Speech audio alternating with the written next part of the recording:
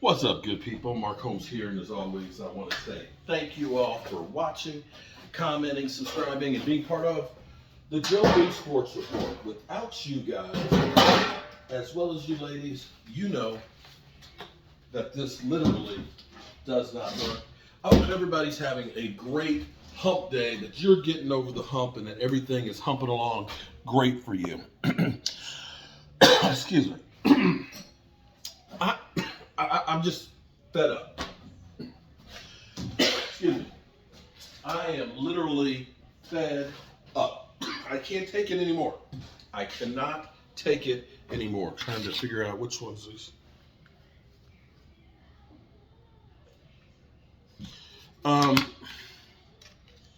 This shit. Excuse me. Hold on. Sorry. Throat's a little dry. Let me point out, this is bubbly soda water, because I know somebody will be in there saying Mark's not losing any weight, he's pounding them sodas.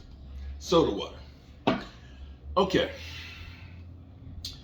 I am so tired of stupid ass shit. I mean, seriously. You know, I'm sure it don't bother Dak any, because Dak's getting paid. So good for him. I'm happy that he's getting paid big time money. But I'm sick and tired of Cowboy fans that are constantly talking about our garbage, saying garbage ass quarterback, he's a bum and everything. I'm sick and tired of Eagle fans out there that are sitting there saying, you know, Dak Prescott sucks. And they can't beat him. They can't beat him. I'm sick and tired of Giant fans talking about Danny Dimes being great. And Danny Dimes has never had a victory over the Dallas Cowboys and Dak Prescott. The Commanders, they've actually had a little bit of success. I have to give it to them. They're actually kind of moving on up the chain. But still, he owns the division. But be that as it may, I'll just go past that part. Because here's the thing that drives me crazy. When people talk about, say, Josh Allen, man, he's great. He's not a garbage quarterback like Dak Prescott. Because see, let me tell you, let me go back here and literally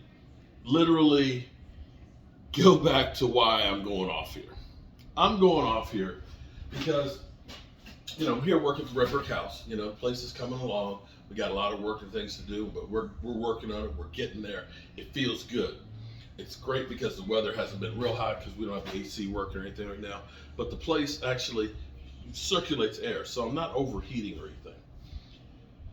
And I'm going to be probably working till 9, 10 o'clock at night, because I love working on this. So that's cool. But I went to Home Depot and picked up, I needed a plug for the stove, and I'm building some cabinets for the microwave and all that. So I needed a mortiser bit, so, you know, I could go ahead and get these cabinets put together. And I'm looking at the Twitter. You know, Twitter, when you go on Twitter, you got to be ready to fight. Twitter is so toxic that, you know, any comment you make, you can say that the sky is blue, and somebody's going to be ready to fight you because they're going to say, no, it's not blue. It's sky blue. You're an idiot. That's literally how bad Twitter is. Okay? Twitter is literally that crazy. Okay. So, Cole's Cowboy, new guy on the scene for the YouTube. Okay, shout out to Cole's Cowboy. You know he's up and coming. He's doing a lot of things with my man Prime Time and Game Time, the mailman. They are delivering the news, and I suggest to you that you check out. You know, some of y'all like me, some of you guys hate me, some of you guys just come here just to hate me. That's cool. But the thing about the YouTube, which is growing like crazy, okay, YouTube is literally taking over.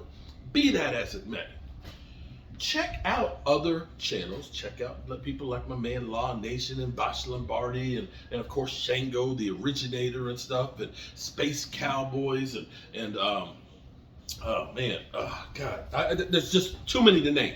But just keep on going. Check out Prime Time and Game Time, DMV, and of course E2 Blue. Check out my son Michael Anthony Fitness Reaction, Gig Economy, and all. Hold on for one more second. Hold on. Sorry, I thought I lost my wallet there. I had to go back out and try something like, because when it's like I'm always used to that wallet being on my behind, and when I was like, oh, I got to check for it. But check out guys like my man Simus, so he cuts you out. He ain't gonna hold no punches or Duke Bothers and stuff. But there's so many daggone Dallas Cowboys creators and new ones coming every day. That's the underground. That's the real news and stuff. When it comes to Cowboys news, it's not like ESPN, which is trying to be all encompassing, and their whole thing is a narrative of getting you to click because they're dissing the Dallas Cowboys. That's right. I am full. I'm just mad. I'm hangry. And I haven't had dinner yet, so let me turn on some lights here. Cole's Cowboys, I saw a tweet. Let me see that. I saw a tweet. Cole's Cowboys, that's a little more light, because the sun's going down. Is literally in an argument with Eagle fans, okay? Eagle fans, God bless you, God bless you. Eagle fans that literally made the argument because Coles was talking to them. I didn't get the whole conversation, but I got the gist of it. But Coles was basically talking to them and saying, hey, we understand that you guys think you're great. I'm summarizing all of this. You guys are great, this, that, and the other, but you only have one Super Bowl. And of course, Eagle fans, y'all talking about them dusty rings. They don't matter anything. Yet, here it is. This Eagle fan said, tell them about 1960. Oh my God. Because see, Cole said, you guys have been in existence since 1933. You were there from the beginning of the Super Bowls. You were there before the Super Bowls. Yet you only have one Super Bowl victory. One. And that one victory keeps you from being basically the Minnesota Vikings or the Buffalo Bills that are 0-4. So he literally said, tell him about 1960, that world championship. You mean when there was only 10 teams in the world of football? You guys who literally say that our Super Bowls don't matter,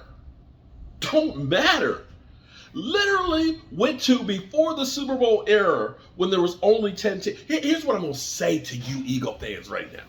Here's what I'm going to say to you right now. Yeah, it's true. You do have 3 world championships. But you know what the funny thing is about those world championships? I want to say the Detroit Lions, the Lions, I believe have 5. And I want to say the Cleveland Doo-Doo Browns, I think have 9. So Cole's Cowboys, way to go. Love it. Keep slamming those Eagles, okay? Congratulations on your participation trophy with the big L in the Super Bowl. But I'm not. I've had it up to here. Because here's where I'm saying. This whole Josh Allen. Let's go back to Josh Allen, because you know what's funny. What's funny is how we always have the Dak-isms, okay? We had, Dak Prescott and the Cowboys when he's a rookie, of course, does really, really well, and they say, well, he's just a dink and dunk quarterback. They won. They were winning. So now he's a dink and dunk quarterback. So that means those wins that they had as a rookie, they don't mean anything because he was dinking and dunking. But they were winning.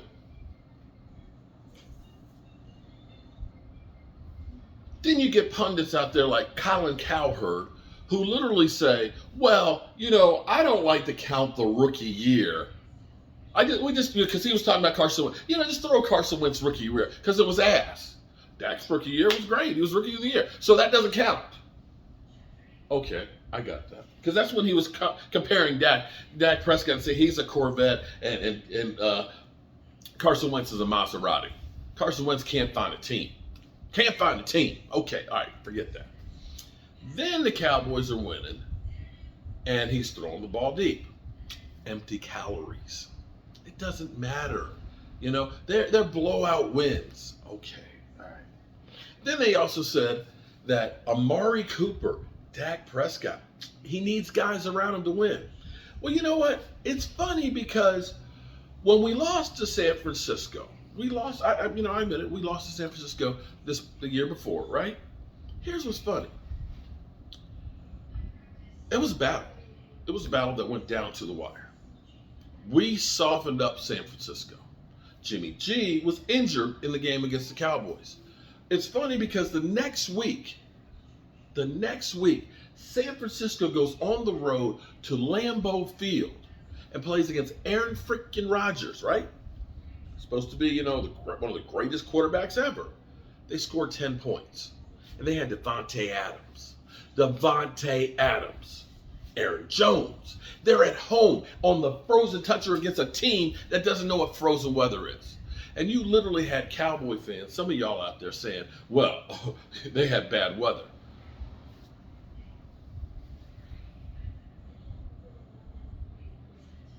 Okay. Here's where I keep kind of taking this full circle, because the reason I go back through Dak Prescott and the things that they say about Dak Prescott, because I look at Josh Allen. Josh Allen, his first year, I think, had 10 TDs and 9 interceptions. But I forget, you throw out the rookie year because Dak Prescott had a good one, so throw it out. Okay. His second year in the NFL, he had 20 TDs and 9 interceptions and like 3,600 yards, right? So they go out and they get Stephon Diggs. Talent matters. The funny thing is when we got Amari Cooper and Dak Prescott and them synced up and they played well together, they said, oh, Dak Prescott, he needs good guys around. Hello? Who doesn't? Apparently, Josh Allen does too, because he recognizes right now that Stephon Diggs is out there basically saying, I want to go. I'm sick of you.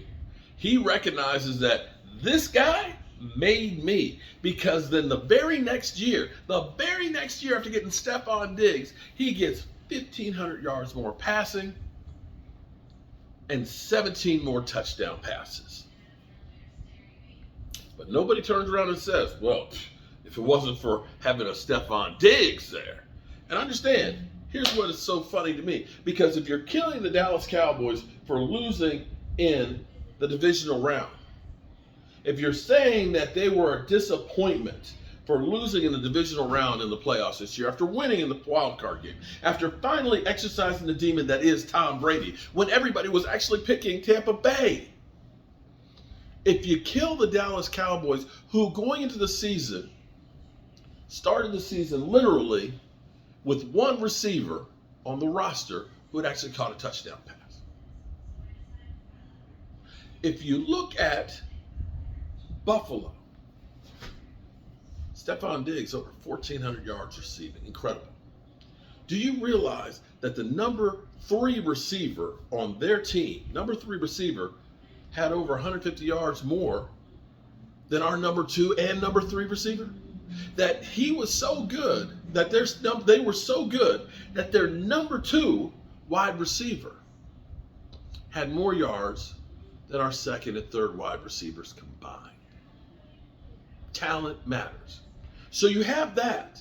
You have the Buffalo Bills, the number 2 scoring offense in the NFL, the number 2 offense in yardage in the NFL, playing at home in the playoffs, and they score 10 points. And you can't look and say, the running backs fumbled the football, it was the running back's fault, or that the defense just got blown out. You scored 10 points. 10 freaking points. The same number, mind you, that Aaron Rodgers scored in his last playoff game. Yet, nobody, and I mean nobody, says jack about either of those guys. We only talk about Dak Prescott and his interceptions. Nobody says, hey, Josh Allen, between your interceptions and fumble where you led the NFL in turnovers, you need to do a better job. No, they put his ass on the cover of Madden. So yes, I'm mad, I'm angry, I'm pissed off. But you know what? It doesn't matter. It just doesn't matter. It doesn't matter what Dak Prescott does. Because if they lose, he's the one to blame. If they win, oh, we won in spite of him. It doesn't matter. It doesn't matter. But you know what? I'm just happy to say he doesn't take that shit to heart. He just brushes it off. But you Eagles, you guys keep talking out the side of your neck. You guys are full of so much crap. It's funny. It's so funny, and I'm going to say how funny it is. It's so funny because I think you're trying to convince yourselves that you guys are going to be great. I think that's what you're trying to do. You are literally trying to convince yourselves. But go ahead. Keep capping, as Stephon Diggs says. And I'll tell you this.